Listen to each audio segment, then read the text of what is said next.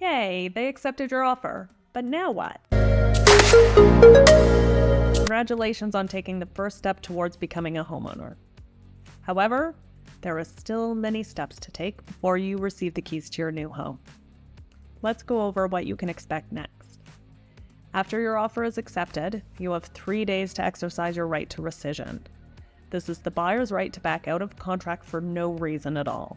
There is a fee, and if you'd like to collapse the deal, you will owe the seller 0.25% of the purchase price. Then there are conditions.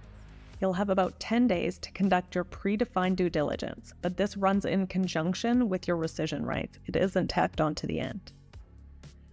Contract will have dates instead of a number of days for clarity. The length of time and the conditions depends on what was negotiated in the contract to start with. Now, this is the time you have to hire professionals to inspect and investigate the property. This period gives you the peace of mind that you can terminate the contract if anything that is deal-breaking is found. And if there are problems that you can't live with, the next step is to ask the sellers for repairs or concessions. The seller has the option to accept or decline or agree to part of your request. They might also offer you a credit towards repair at closing or an adjustment in purchase price.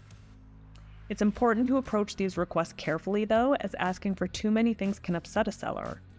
And legally, the seller can also back out of the contract when you ask to reopen it for negotiations. So this is not a time to try and negotiate the sales price again, but it can be used to save a deal that would otherwise die.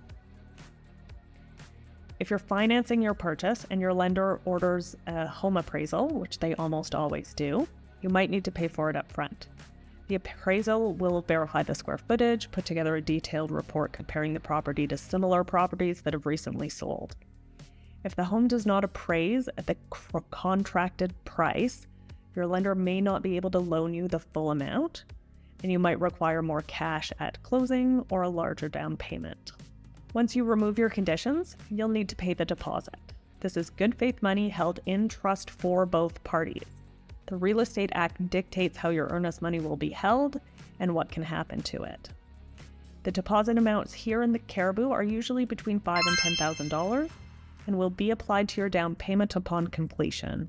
Once you've completed all the inspections and appraisals and gotten your deposit into trust, you're pretty close to the finish line.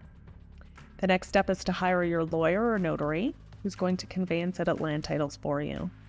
You'll also need to call the utility companies, get all of the utilities put into your own name. On closing day, it can be challenging to determine the exact time the title will be transferred into your name, but it will happen. Possession here is usually the next day at a predetermined time. Then it's time to celebrate in your new home. Thank you for watching, and if you've got any questions, feel free to contact me anytime. My name's Amanda Oldfield with eXp Realty, and I'm here to help.